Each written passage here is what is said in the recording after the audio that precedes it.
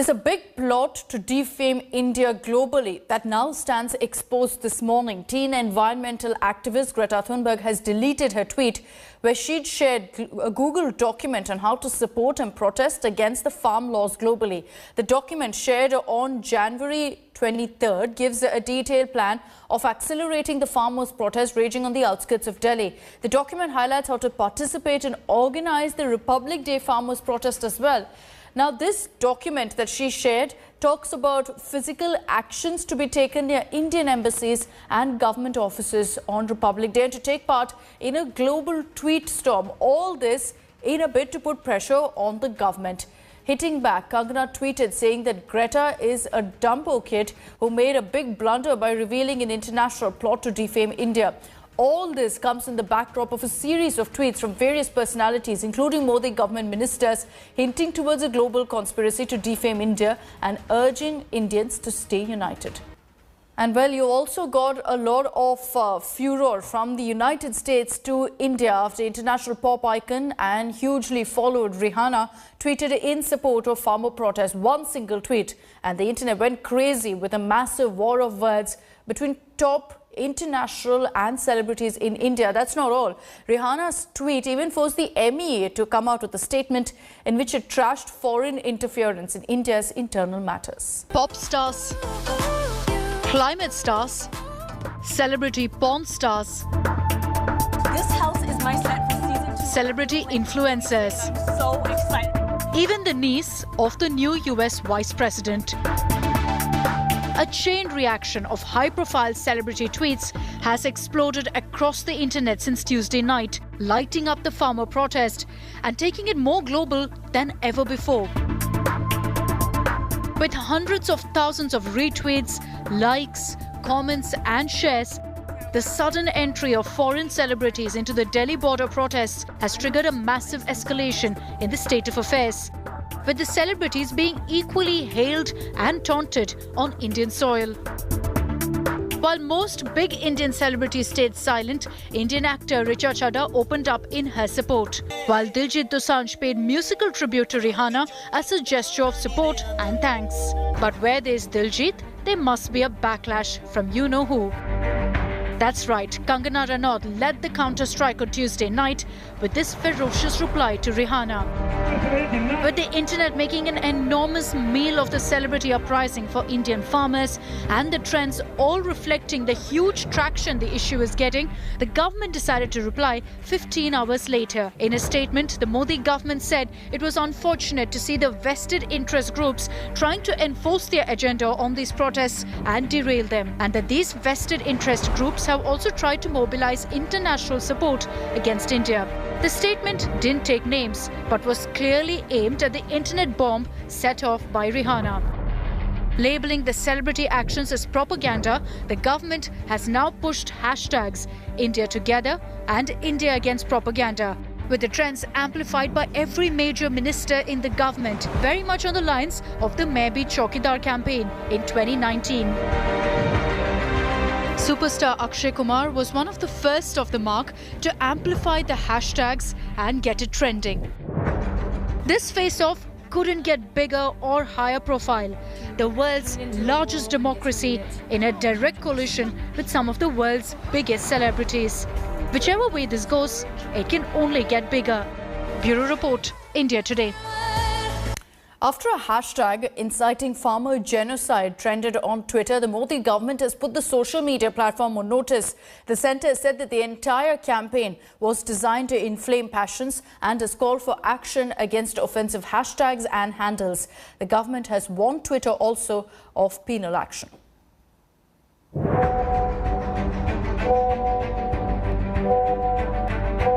The Narendra Modi government has pulled up Twitter after the social media platform unlocked 250 Twitter handles it had shut down on Monday. The Ministry of Electronics and Information Technology has asked Twitter to comply with its order to drop the handles or else face penal action. The government claims the ban order was issued over the Twitter trend #Modi planning farmer genocide. The list of Twitter handles mentioned by the government includes those of magazine Caravan India and many involved in farmer protests like Kisan Ekta Morcha. The opposition has trained its guns on the centre over the notice. Yes, that's why I wonder. I mean, it's bizarre. The government wants to silence every critic, and the next, I think, I'm sure the government will be writing to Twitter to block Rihanna. जो BJP के भड़काऊ भाषण देने वाले नेता हैं, उनके accounts ऐसे चलते हैं, और जो लोगों की तरफ से कोई बोलता है तो उसको राष्ट्रविरोधी, देशविरोधी बोल दिया जाता है. After unsavory turn of events on the Republic Day, the government seems to be in no mood to spare rumour mongers and has ordered a crackdown. But the social media giant, not following its diktats to take down accounts that were making provocative tweets, has clearly left the centre fuming.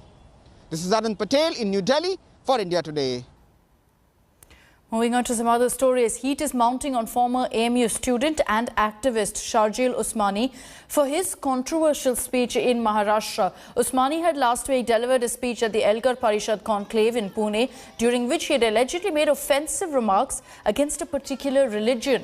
After the speech, a case was registered against the activist by the Pune police based on the complaint of a local BJP leader. The police has booked him for promoting enmity between groups on religious grounds. Amid uproar by the opposition BJP in Maharashtra, Home Minister Anil Deshmukh said that Sharjeel would be arrested soon. The State Minister said that though the accused is not in Maharashtra currently, he will be nabbed from wherever he is hiding. Over to news from Karnataka, where former Karnataka Chief Minister H.D. Kumaraswamy has reignited the whole language war and debate in the state. Kumaraswamy took aim at the 13th edition of the Aero India event, which was inaugurated by Defence Minister Rajnath Singh in Bengaluru. Slamming the BJP government in the state, Kumaraswamy alleged that Kannada was being ignored and the three-language policy was forgotten at Asia's largest air show. In a series of tweets, the JDS leader further wrote that Kannada was missing in the plaque when Home Minister Amit Shah recently laid the foundation stone for the RAF campus in Shivamogga district. And let's get you details of the 3-day-long Aero India show that was kicked off in Bengaluru's Yelahanka Air Base. Bengaluru's skies were abuzz with the Indian Air Force's big birds. The Aero show began with the formation of the 3 Rafale jets. Sweet smell of aviation fuel, the roar and chop of flying machines ripping up the air over beautiful Bengaluru. A shining light in the middle of a global pandemic. And India has once again shown the way with Aero India 2021. Kicking off at the Yelahanka Air Force Base, this year's Aero India is very special. Shortened to 3 days instead of the traditional 5, public days have been dropped in view of the virus. But that doesn't mean the aerial splendor is taking a hit. As you can see in these images, Aero India 2021 will be every bit as splendid as earlier episodes. The show began with 3 Indian Air Force Rafale jets flown in to delight viewers seeing the jets in the flesh for the first time. Headlining the show this year without a doubt is the Tejas, India's very own combat jet that enters the record books today with a mammoth 48,000 crore rupee order for 83 new jets, India's biggest ever indigenous defence contract. The jet will be a huge draw at the show this year as well. Tejas Mark 1A indigenous तो है ही, और साथ ही साथ अपने equivalent जितने भी हमारे विदेशी एयरक्राफ्ट हैं उनसे कई मामलों में यह मजबूत भी है और साथ ही यह बेहतर भी है। जितने भी इसके स्पेसिफिकेशंस हैं, चाहे वो इंजन हो, राडार सिस्टम हो, electronic warfare suit ho. The show takes Atmanirbhar Bharat very seriously, with India's Hindustan Aeronautics Limited flaunting its indigenous aircraft in a beautiful Atmanirbhar formation, which involves a Tejas flanked by various trainer aircraft. Indigenous light combat helicopter is another major draw. Seen this year shortly after being deployed on active operations in Ladakh during the current standoff. Other helicopters have also had their place in the sun. Of huge interest and significance at this year's Aero India is this unusual looking aircraft called the CATS Warrior. This is an unmanned bomber drone being designed to fly in conjunction with Indian fighter jets as a collaborative loyal wingman system where the pilot controls not just his own fighter but also the drone.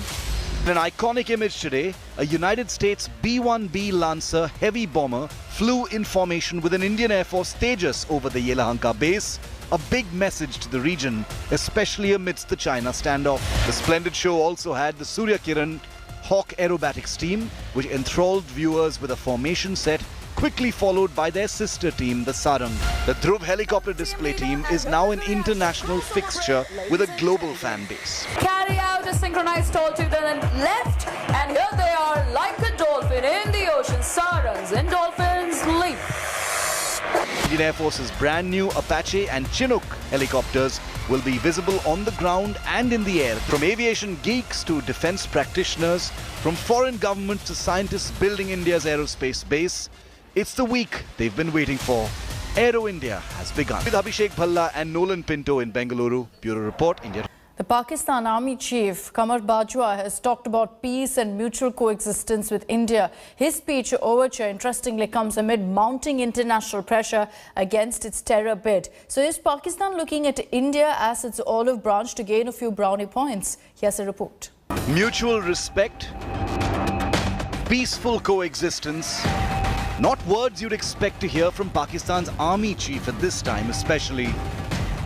But those are the abrupt peace overtures sounded by General Qamar Javed Bajwa. You're probably wondering, why now? What's changed? And should these words be taken as seriously as they sound? Well, for one thing, while Imran Khan is indeed the Prime Minister of Pakistan, as Army Chief, General Bajwa is the master and commander, and his words therefore carry far more weight.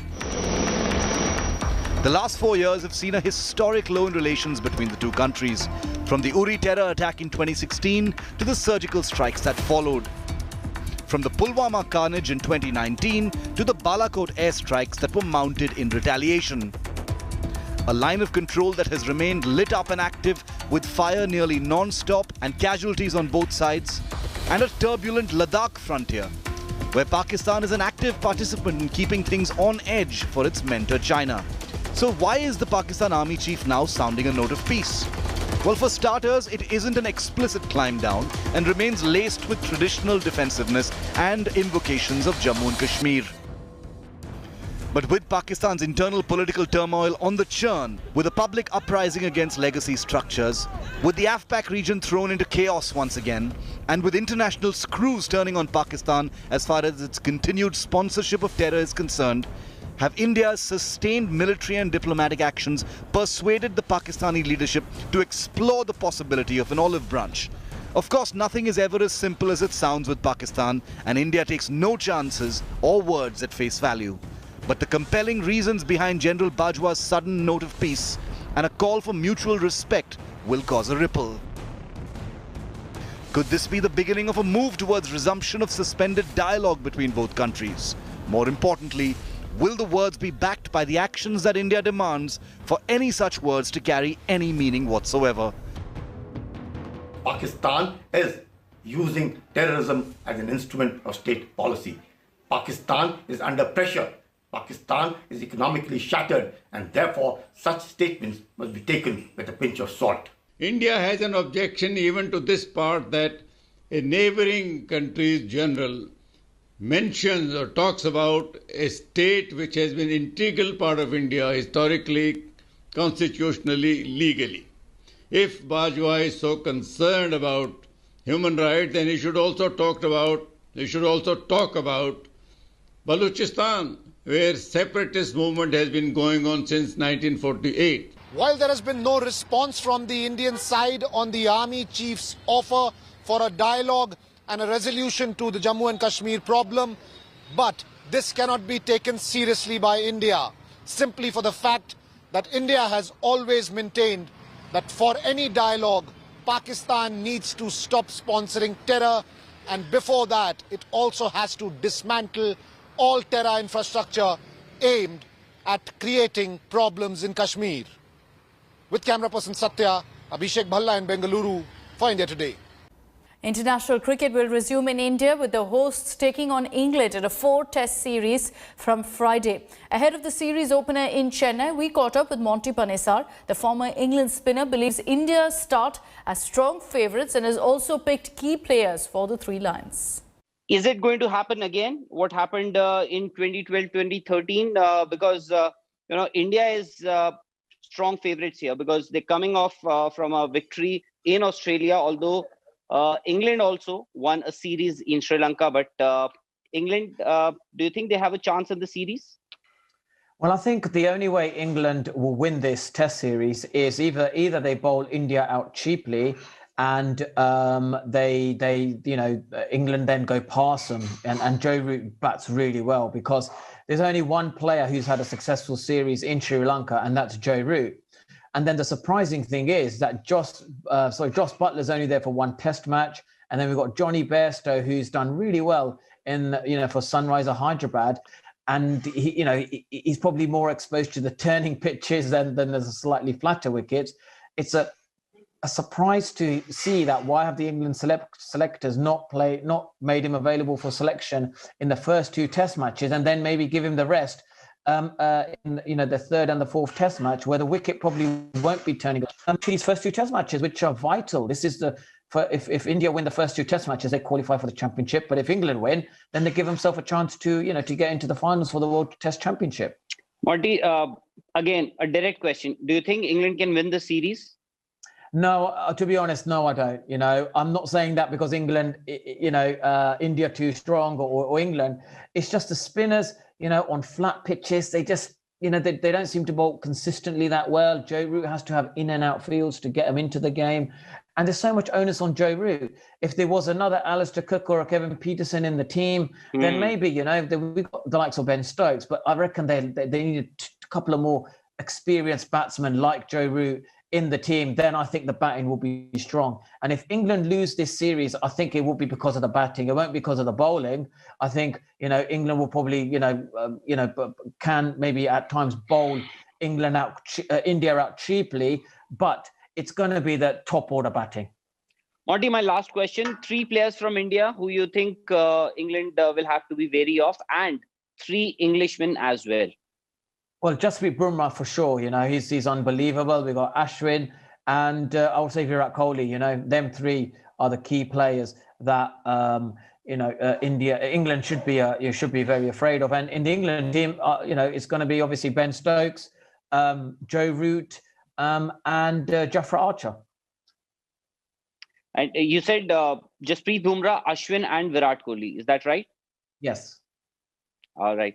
Thank you, Monty. Thanks for your time. We'll keep having you back on the show. Thank you very much, and I look forward to joining you. Hello everyone, this is Rahul Kamal here. Hope you enjoyed this video. For the latest news and analysis, like and subscribe the India Today YouTube channel, and don't forget to press the bell icon to stay updated.